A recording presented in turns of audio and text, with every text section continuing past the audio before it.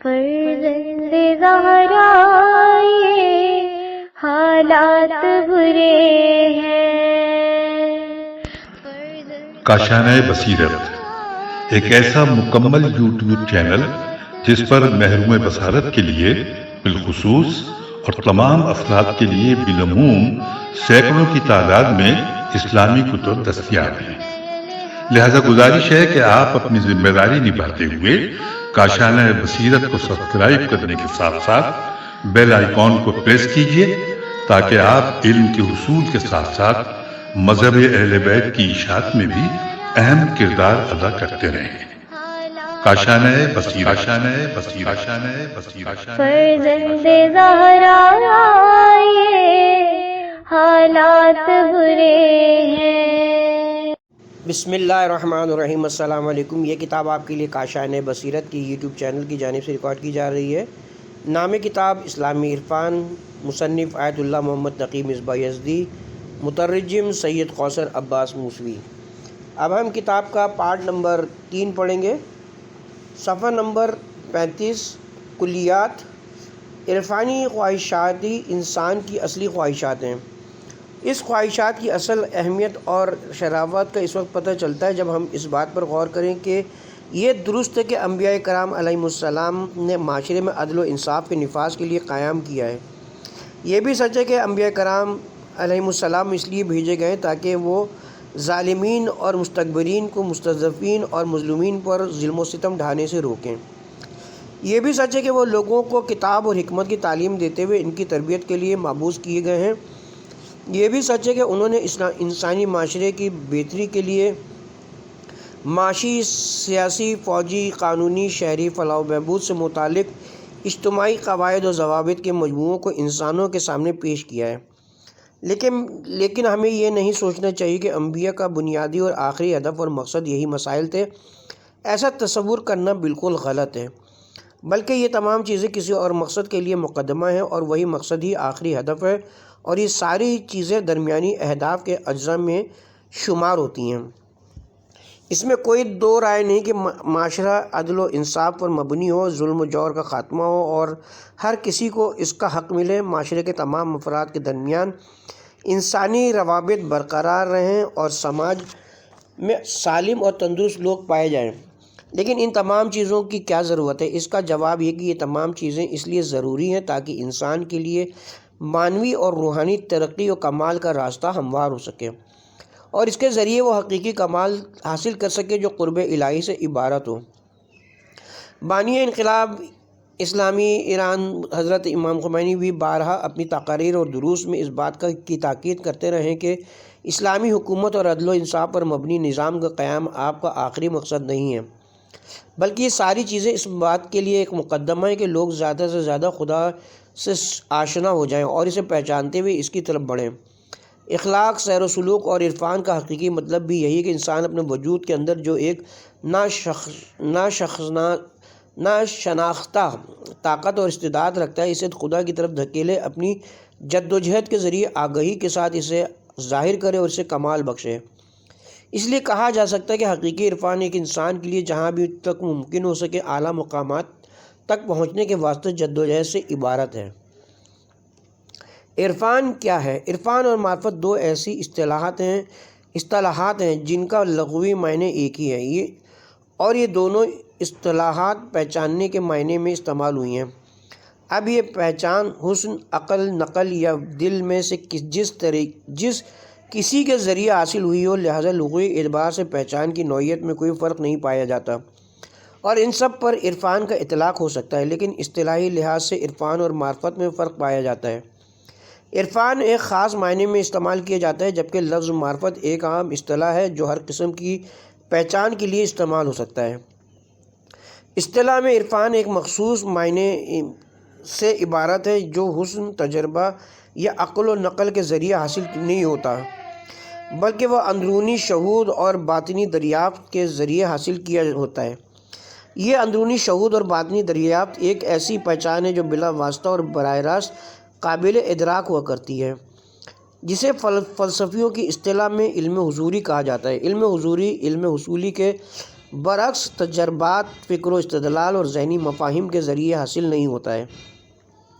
جہاں کہیں بھی ہمارا واسطہ فکر و عقل سے پڑے تو ہماری کوششوں کا نتیجہ ایسے ہی ہے دوسرے عقلانی امور سے ہوگا جو مفاہیم ہی کی قسموں میں سے ہیں، جبکہ عرفان حضوری شناخت مفاہیم کی قسموں سے نہیں ہے۔ شناخت اور حضوری علم بے شمار ہے، اور ہر حضوری علم اور اندرونی شہود کو عرفان نہیں کہا جا سکتا ہے، بلکہ مختصر طور پر عرفان سے مراد اللہ تعالیٰ کی ذات اور اس کے افعال و صفات کی ایسی شناخت ہے جو فکر و استدلال کے ذریعے نہ ہو بلکہ قلبی ادراک اور باطنی دریافت کے ذریعے حاصل ہوئی ہو۔ عرفان یعنی اللہ کی شناخت، لیکن ایسی شناخت نہیں جو غائبانہ اور عقل و برہان کے ذریعے ہو، بلکہ دل و جان کے ساتھ حضوری رویت اور مشاہدے کے ذریعے حاصل ہونے والی شناخت کو عرفان کہتے ہیں۔ فلسفی اور کلامی دلائل و براہین کے ذریعے ہمیں اللہ تعالیٰ کی جو شناخت حاصل ہوتی ہے وہ سب کے سب اس موجود کے وجود کی اوصاف ہیں جو ہماری نظروں سے غائب ہیں۔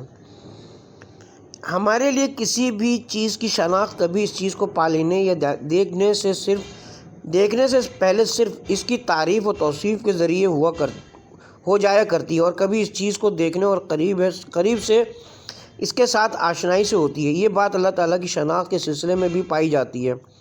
زیادہ تر لوگوں کو اللہ تعالیٰ کی جو شناخت حاصل ہوتی ہے وہ پہلی نوعیت یعنی اس کی تعریف و توصیف کے ذریعے ہوا کرتی ہے۔ اس قسم کی شناخت کے ذریعے ہم اللہ تعالیٰ کو پا نہیں سکتے بلکہ صرف اس کے کچھ اوصاف کے بارے میں سنتے ہیں۔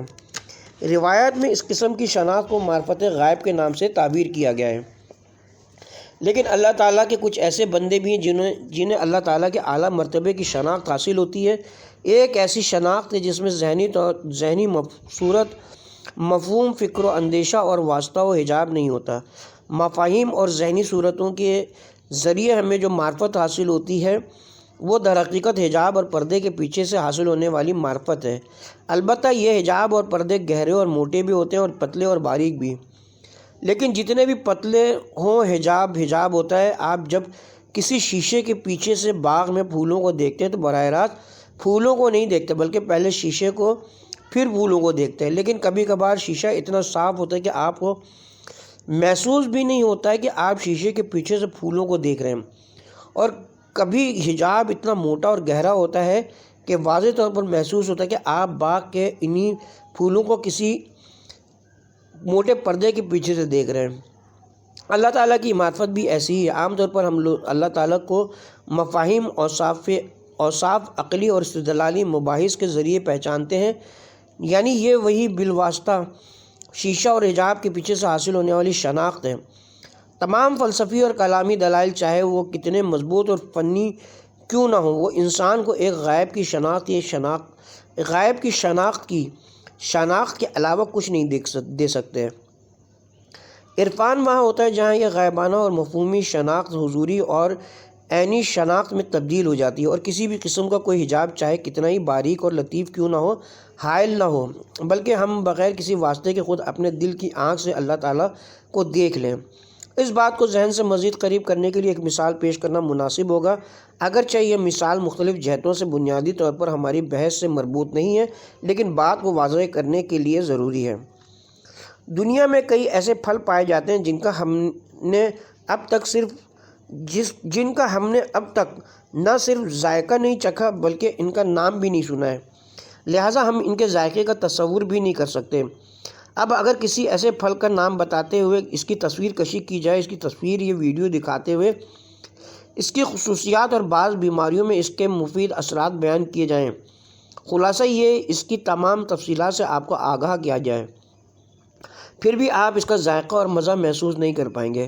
یہ درست ہے کہ مذکورہ تفصیلات سے آپ کو اس پھل سے متعلق کافی حد تک معلومات حاصل ہو چکی ہوں گی، لیکن اس کے ذائقے اور مزے کے بارے میں جاننے کا واحد راستہ ہے کہ آپ اسے تناول کریں۔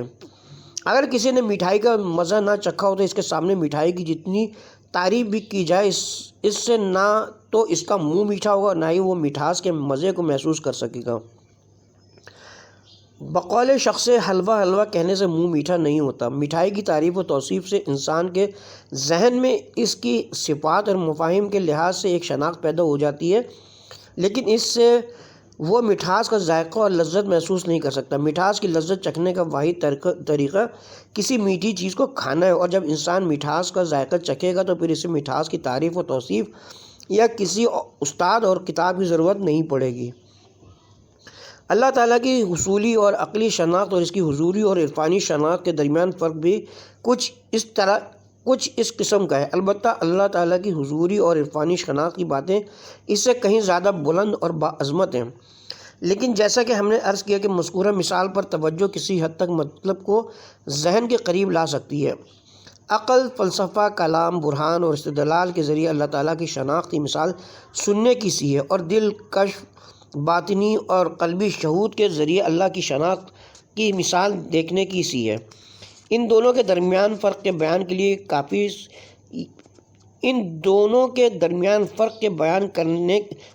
لیے یہی کافی کہ سننا دیکھنا جیسا کب ہو سکتا ہے۔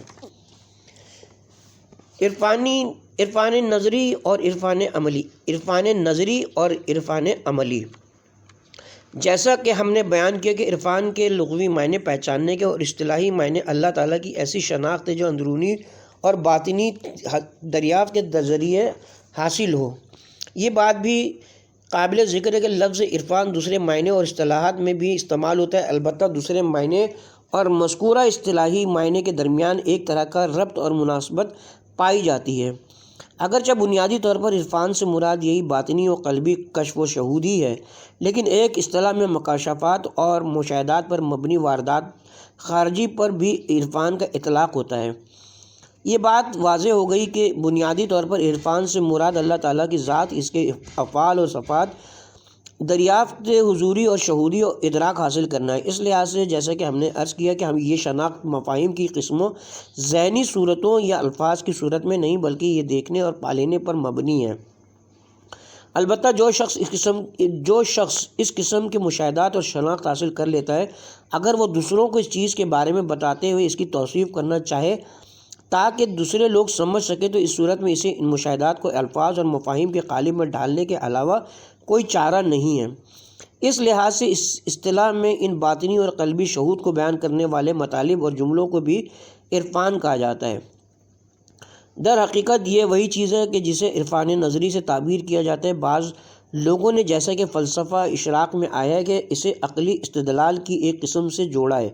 اس کے علاوہ بھی چونکہ عام طور پر اس قسم کے کشف و شہود کے لیے بھی خاص قسم کی ریاضت اور مشق کی ضرورت ہوتی ہے، اس قسم کے عملی طریقوں یا سیر و سلوک کے قوانین کو بھی عرفان کہا جاتا ہے، اور اسے عملی کی قید سے مشخص کر دیا جاتا ہے۔ بس بطور خلاصہ عرفان عملی سے مراد وہ مخصوص قوانین ہیں جو انسان کو اللہ تعالیٰ کی حضوری اور شہودی شناخت کی جانب رہنمائی کریں۔ اس وضاحت سے یہ معلوم ہوا کہ عرفان نظری کا تعلق الفاظ اور مفاہیم کی قسموں سے ہے، اس لیے عرفان نظری سے کبھی بھی دل مطمئن نہیں ہوتا ہے اور نہ ہی انسان کے نفس اور روح کو سکون پہنچتا ہے۔ عرفان صرف عقل کو قانع کر سکتا ہے اور اس کی اہمیت صرف فلسفے کی حد تک ہے۔ فلسفی تعبیر کے مطابق عرفان نظری سے مراد علم حضوری سے علم حصولی کا حصول اور علم حضوری اور شہود باطنی کو الفاظ اور ذہنی مفاہیم کے قالب میں ڈھالنا ہے۔ اگر کوئی عرفان کی حقیقت جو اللہ تعالیٰ کے باطنی شہود اور اس کی ذات کے متعلق حضوری سے عبارت ہے تک پہنچ جائے تو اسے دوسروں کے سامنے بیان کرنے کے لیے الفاظ اور مفاہیم کا استعمال کے علاوہ کوئی چارہ نہیں ہے۔ اس صورت میں اگر وہ شخص جس کے لیے عرفانی حقائق بیان کیے جا رہے ہیں وہ خود ان حقائق کو حاصل نہ کر سکا ہو تو اس کے لیے دوسروں تک پہنچانا ممکن نہ ہوگا۔ لہذا کچھ مقدمات، تشبیہات اور مثالوں کے ذریعے اس سے حقیقت کے کسی حد تک قریب کیا جا سکتا ہے۔ آپ تصور کیجئے کہ جس شخص نے کسی خاص کھانے کا ذائقہ نہ چکھا ہو یا کسی پھول کی خوشبو نہ سونگھی ہو، اس کے پاس کھانے کا ذائقہ چکھنے یا خوشبو کو درک کرنے کے دو راستے ہیں۔ پہلا یہ کہ وہ شخص خود کھانا کھا لے یا اس پھول کو سونگھے، دوسرا یہ کہ کوئی اور شخص جس نے اس چیز کا پہلے تجربہ کیا ہو وہ اس کھانے کا ذائقہ اور پھول کی خوشبو کے بارے میں اسے بتائے۔ دوسری صورت میں جب ہم الفاظ و مفاہیم و تعریف و توصیف کے ذریعے کسی مطلب کو بیان کرنا چاہیں تو ہم تشبیہ، استعارہ، مجاز وغیرہ سے استفادہ کرنے سے نہیں کترائیں گے۔ البتہ اس صورت میں بھی سامع کے لیے مطلب کی حقیقت واضح نہیں ہو سکتا ہے، اس مسئلے کی ایک اور پیچیدہ صورت اس وقت پیش آتی ہے، مثلاً جب اگر کوئی شخص پیدائشی نابینا اور فطرتاً رنگوں کے بارے میں کچھ بھی نہ جانتا ہو تو ظاہری بات ہے کہ ایسے شخص کے لیے رنگوں کے ادراک اور پہچان کے لیے الفاظ اور مفاہیم ہی کا سہارا لیا جائے گا، اور وہ بھی تشبیہ اور تمثیل کے ساتھ ہوگا، لیکن اس کے باوجود بھی اسے جو ادراک حاصل ہوگا وہ نامکمل، ناقص اور مبہم ہوگا۔ عرفانی مسائل کے باب میں بھی بالکل ایسا ہی ہے۔ اگر کوئی عارف کسی دوسرے عارف سے اس بارے میں گفتگو کر رہا ہو اور وہ دونوں عرفانی ادراکات کے لحاظ سے برابر بھی ہوں تو ایک دوسرے کی باتوں کی حقیقت کو آسانی سے سمجھ سکتے ہیں، لیکن اگر کوئی عارف اپنے عرفانی تجربات کسی ایسے شخص سے بیان کرنا چاہے جسے اس چیز کا کوئی تجربہ نہ ہو تو اس صورت میں ایسا ہی ہے جس طرح پھول کی خوشبو کو سمجھانے کے لیے الفاظ اور مفاہیم کا سہارا لیا جائے۔ اس صورت میں عارف کے پاس اس کے علاوہ اور کوئی چارہ باقی نہیں رہتا کہ وہ اپنے حضوری علم اور عرفانی حقائق کو علم حصولی اور الفاظ و مفاہیم کے قالب میں ڈھالتے ہوئے تشبیہ، استعارہ اور مجاز وغیرہ سے استفادہ کرتے ہوئے مخاطب کے ذہن میں تصویر کشی کریں، چاہے وہ ناقص اور مبہم ہی کیوں نہ ہو۔ اس لیے ہمارا یہ کہنا صحیح ہے کہ عرفانی نظری خود بھی ایک قسم کا فلسفہ ہے۔ استاد مصباح یزدی کی یہ تعبیر کہ عرفانی نظری ایک قسم کا فلسفہ اس لحاظ سے ہے کہ چونکہ فلسفہ برہانی علم ہے اور عرفانی نظری وجدانی علم ہے، علم حصولی جسے علم حضوری سے حاصل کیا گیا ہو اور اس میں برہانی دلائل انسیت اور تقریب کے لیے ہیں، نہ کہ علم کا جز ہے، بلکہ وہ اصطلاحی اس فلسفے سے متوافقت ہے۔ البتہ چونکہ ہستی شناسی کے بدیہی مسائل کا شمار فلسفے میں ہوتا ہے، اس لیے ایک قسم کے فلسفے کی تعبیر قابل قبول ہو سکتی ہے، کیونکہ اس کے الفاظ و مفاہیم کا تعلق اس کے مطالب کے بیان کی شکل و صورت فلسفے سے مشابہ ہے۔ مختصر یہ کہ چونکہ تعریف و توصیف کسی خاص موضوع ذات باری تعالیٰ اور اس کے صفات کا حضوری علم سے متعلق ہے، اس لیے اسے عرفانی نظری کہا جاتا ہے۔ یہی وجہ ہے کہ صاحبان عرفان نظری کا یہ دعویٰ ہے کہ ہم نے ان حقائق کو علم حضوری کے ذریعے درک کیا ہے اور اب ہم انہیں آپ کے لیے الفاظ و مفاہیم کے سانچے میں ڈھال رہے ہیں۔ اسی لیے اگر یہ دعویٰ انبیاء کرام علیہم السلام اور اولیاء الہی کی طرف سے کیا جائے تو اس کی وجہ یہ ہے کہ اس بات میں کوئی شک نہیں کہ یقیناً انہوں نے کسی چیز کا ادراک کر لیا ہے اور اپنی اس حضوری دریافت کو ہمارے لیے بیان کرتے ہیں، اور دوسرا یہ کہ یقیناً انہوں نے جو کچھ بھی حاصل کیا ہے وہ حقیقت ہے، نہ کہ خیالی وہم یا کوئی شیطانی وسوسہ ہے۔ لیکن انبیاء کرام اور اولیاء الہی کے علاوہ باقی لوگ ہمارے لیے مشکوک ہیں، لہٰذا سب سے پہلے جب تک ہم اطمینان حاصل کریں کہ وہ غلط بول رہے ہیں بلکہ حقیقت میں انہیں اس طرح کا ادراک حاصل ہوا ہے، دوسرا یہ کہ قرائن و شواہد سے یہ نتیجہ اخذ کریں اور پتہ چلائیں کہ انہوں نے جو ادراک حاصل کیا ہے وہ عنایت اور عطائے الہی ہے، نہ کہ کوئی شیطانی وسوسہ یا نفسانی مکر و فریب۔ بہرحال انبیاء کرام اور ائمہ معصومین علیہم السلام کے علاوہ باقی لوگوں کے بارے میں اگر ہمیں معمولی سا بھی شک ہو جائے تو ہماری نظر میں ان کی باتوں کی کوئی اہمیت نہیں ہوگی۔ ہاں، خود ان کی اپنی نظر میں اپنی باتوں کی اہمیت ہو سکتی ہے۔ ان تمام باتوں سے قطع نظر ہمیں اس چیز کا بھی خیال رکھنا چاہیے کہ جو حقیقت کا طلبگار ہوتا ہے اس کی نظر میں عرفان نظری کا ہونا یا نہ ہونا کوئی خاص اہمیت نہیں رکھتا۔ ایک سچا اور حقیقی عارف جس چیز کی تلاش میں ہوتا ہے وہ ایک ایسی حقیقت ہے جسے وہ دل سے درک کرے۔ الفاظ و مفاہیم کا ہونے نہ ہونے سے اس کا کوئی تعلق نہیں ہے۔ اس لیے ان الفاظ و مفاہیم کے جاننے نہ جاننے سے عرفانی حقائق تک پہنچنے میں کوئی فرق نہیں پڑتا ہے۔ ایسے عظیم اور بلند مرتبہ عرفا کوئی کم نہیں گزرے ہیں جو پڑھنا لکھنا تک نہیں جانتے تھے، یہاں تک کہ وہ اپنے ادراکات کے کسی ایک حصے کو بھی بیان کرنے یا تشریح سے عاجز تھے۔ لہذا بطور خلاصہ عرفان کے سلسلے میں کم از کم 3 عناصر کے بارے میں جان لینا چاہیے۔ پہلا، وہ مخصوص احکامات اور دستور جو ان کی نصیحت کرنے والوں کے دعوے کے مطابق انسان کو شہودی اور باطنی معرفت اور اللہ تعالیٰ کے حوالے سے حضوری علم اور اللہ تعالیٰ کے اسماء حسنہ اور اس کی صفات عالیہ اور اس کے مظاہر تک پہنچتے ہیں۔ یہ ایسی چیز ہے جسے عرفان عملی کہا جاتا ہے۔ دوسرا، خاص قسم کے روحانی اور نفسیاتی ملکات اور حالات پیدا کرنا، یہاں تک کہ سالک کو اپنے ایسے مکاشفات اور مشاہدات حاصل ہوں، اور عرفان کی حقیقت اور اصلی معنی بھی یہی ہے۔ تیسرا، ان حضوری اور شہودی باتوں سے جو کچھ حاصل ہوتا ہے وہ یہاں تک کہ ان لوگوں کے لیے بھی ہے جنہوں نے بذات خود عرفان عملی کے سفر کو طے نہیں کیا ہے، نیز کم از کم سمجھنے کے قابل ہیں۔ اگرچہ اس کی حقیقت کو جاننا اور اس کی تہہ تک پہنچنا سچے اور حقیقی عارفوں سے مخصوص ہے، اسی کو عرفان نظری کہتے ہیں۔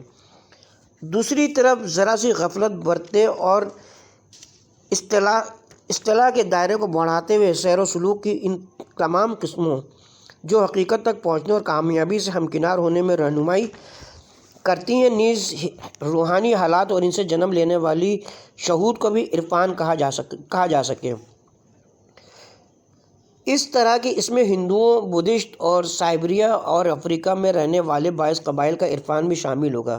یہ توسیع اور غفلت ایسی جگہوں کے لیے ہے کہ بطور مثال جہاں ہم ایک عام اصطلاح میں لفظ دین کو استعمال کرتے ہیں، یہاں تک کہ بدھسٹ اور بت پرستی جیسے چیزوں کو بھی دین میں شامل کرتے ہیں۔ تصوف اور عرفان۔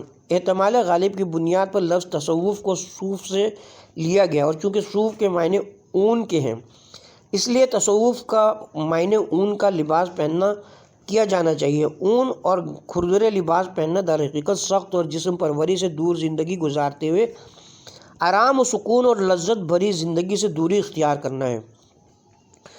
صوفی چونکہ اس طرح کا لباس پہن کر اور اپنے نفس کو مشکلات سے دوچار کر کے در حقیقت اپنے آپ کو دنیاوی اور مادی خواہشات کی قید سے آزاد کراتے اور اپنے اس بے لگام اور سرکش نفس کو اپنا فرما بردار بنانا چاہتا ہے، اس لحاظ سے تصوف عرفان عملی سے کچھ زیادہ مناسبت رکھتا ہے۔ جس طرح لفظ عرفان نظری عرفان سے زیادہ میل اور اس سے مناسبت رکھتا ہے۔ عام طور پر جو لوگ صوفی کہلاتے ہیں وہ تصوف کے حوالے سے مشہور ہوں، اور یہ ہر زمانے میں ایک انسان کامل کے وجود کے قائل ہیں۔ وہ انسان کامل اصطلاح میں کتب کہلاتا ہے، جو تمام افراد کے لیے ہوتا ہے، اور سب کو اس کا دامن تھام لینا چاہیے اور انہیں جو بھی فیض ملے اسے اسی کا دین سمجھیں۔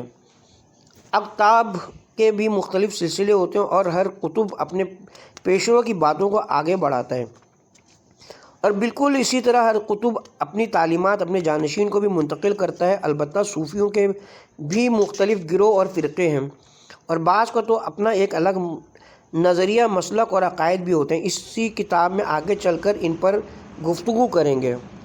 بہرحال ہم شیعہ متشرہ کے ہاں صوفی اور تصوف جیسے عناوین اچھے نہیں سمجھے جاتے، بلکہ زیادہ تر انہیں منحرف فرقوں پر اطلاق کیا جاتا ہے۔ البتہ بعض اوقات انہیں مثبت عنوان سے بھی دیکھا جاتا رہا ہے، اور آج بھی بعض علاقوں میں صوفی کے عنوان کو مقدس سمجھا جاتا ہے۔ مثلاً کہا جاتا ہے کہ کرمانشاہ اور اس کے اطراف کے علاقوں کے عرف میں صوفی کو ایک مقدس اور ممدوح لقب قرار دیا جاتا ہے، لیکن بہرحال جیسا کہ پہلے بیان کیا، ہم شیعوں کے ہاں صوفی ایسے گروہوں کو کہا جاتا ہے کہ جن کی کم و بیش مذمت کی جاتی ہے، کیونکہ ان کے عقائد اور کردار اور رفتار میں کچھ غلطیاں نظر آتی ہیں، لیکن لفظ عارف کا معاملہ اس کے برعکس ہے۔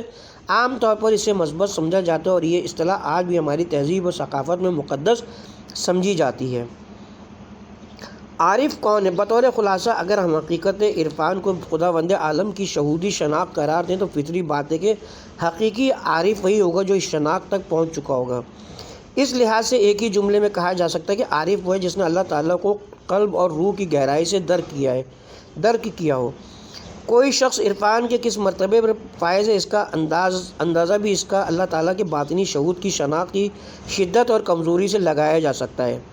اس بنیاد پر عارف بننے کے لیے کسی خاص قسم کے آداب و رسوم اپنانے یا کسی خاص لقب سے ملقب ہونے کی ضرورت نہیں ہے، کیونکہ عرفان کی حقیقت شہودی معرفت اور قلبی ادراک ایک نہ دکھنے والا اندرونی اور قلبی معاملہ ہے، اور اس چیز کو اس شخص کے علاوہ کوئی درک نہیں کر سکتا۔ ہم تو صرف کچھ نشانیوں اور علامتوں کے ذریعے یہ اندازہ لگا سکتے ہیں کہ لگا سکتے ہیں کہ کوئی شخص اس مقام پر فائز ہوا ہے یا نہیں۔ البتہ ان افراد کے علاوہ جو لوگوں کے باطن پر دسترس رکھتے ہیں اور اس سے باخبر ہیں، دوسرے عام افراد کے لیے یہ علامتیں اور نشانیاں بھی قابل یقین نہیں بلکہ اکثر اوقات یہ بھی بدگمانیاں پیدا کرنے کا سبب بنتی ہیں۔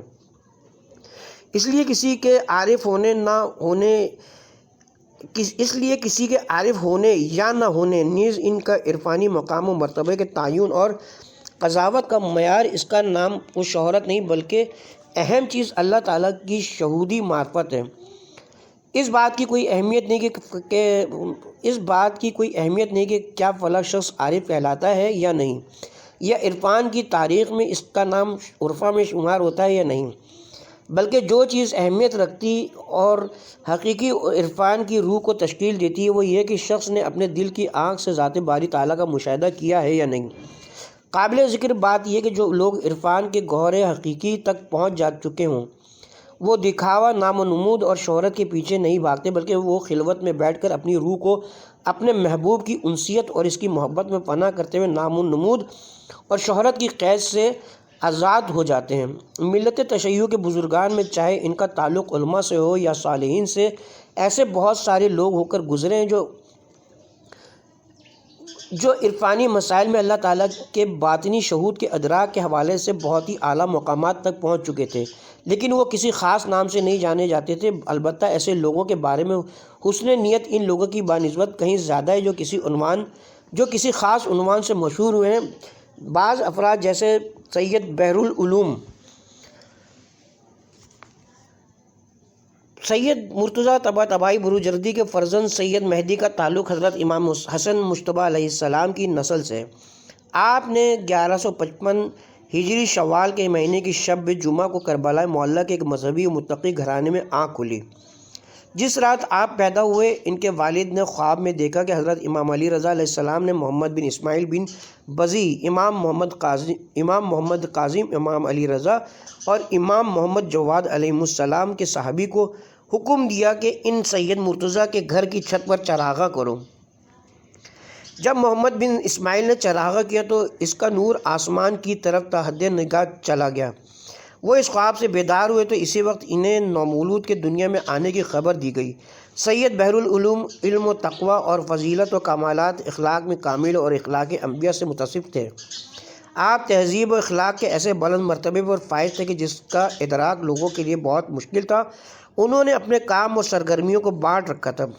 جس وقت وہ نجف میں تھے، جب رات گہری ہو جاتی اور آدھا پہر گزر جاتا اور ہر سو تاریکی اور سناٹا چھا جاتے تو درس و بحث کے مقدمات فراہم کرنے کے بعد مسجد کوفہ جا کر صبح تک مناجات اور نماز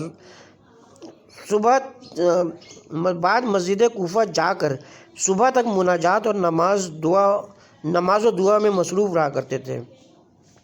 سید بحرالعلوم اپنے شاگردوں کی عبادات پر بہت زیادہ توجہ دیا کرتے تھے اور ان شاگردوں کی جانب سے غفلت اور بے توجہی پر بہت زیادہ رنجیدہ خاطر ہوا کرتے تھے۔ ایک مرتبہ یوں ہوا کہ آپ نے کچھ دنوں کے لیے درس دینا بند کر دیا۔ طالب علموں نے کسی کو ثالث بنا کر درس نہ دینے کی وجہ معلوم کرنے بھیجا۔ بحرالعلوم نے جواب میں فرمایا، طالب علموں کی اتنی تعداد کے ہوتے ہوئے بھی میں نے آدھی رات کو کسی کو بھی مناجات اور دعا و تضریع کی حالت میں نہیں پایا اور ان کے ذریعے مناجات کی آواز کانوں میں نہیں سنائی دیتی، جبکہ میں اکثر آدھی رات کو گلیوں اور مکانوں سے گزرتا ہوں تو کوئی آواز سنائی نہیں دیتی۔ لہٰذا ایسے طالب علموں کو پڑھانے کا نہ تو کوئی فائدہ ہے اور نہ ہی یہ میرے لیے مناسب ہوگا۔ طالب علموں نے جب سید بحرالعلوم کی یہ شکایت سنی تو ان میں تبدیلی آ گئی اور وہ راتوں کو اٹھ کر مناجات الہی میں مشغول ہو گئے۔ جب انہوں نے طالب علموں میں اس تبدیلی کا مشاہدہ کیا تو پھر سے درس دینا شروع کر دیا۔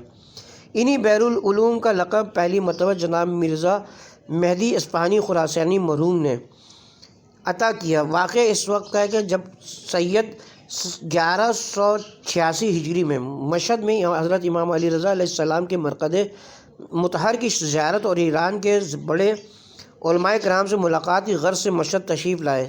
سید نے 6 یا 7 سال مشہد میں گزارے اور اس دوران لوگوں سے ملاقاتوں کا سلسلہ جاری رکھتے ہوئے علماء سے علمی بحث و مباحثہ کرتے رہے اور اسی کے ساتھ جناب مرزا مہدی اصفہانی خراسانی مرحوم کے درس میں شریک ہوتے تھے۔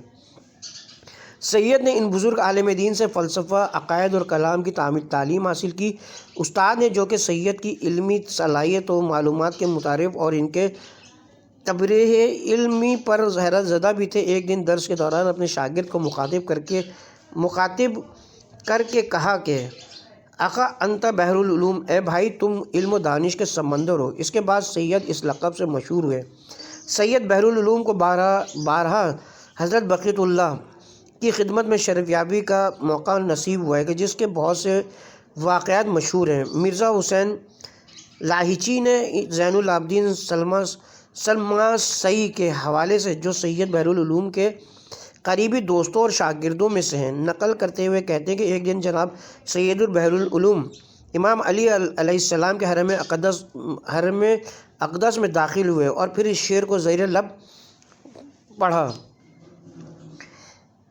میں نے جناب سید سے شعر کے پڑھنے کی وجہ پوچھی تو فرمایا، جب میں مولا علی کی قبر مطہر کے پاس پہنچا تو دیکھا کہ میرے آقا حجت ابن الحسن سرہانے پر بلند آواز سے تلاوت قرآن مجید کر رہے ہیں۔ جب میں نے آپ کی تلاوت کی آواز سنی تب یہ شعر پڑھا۔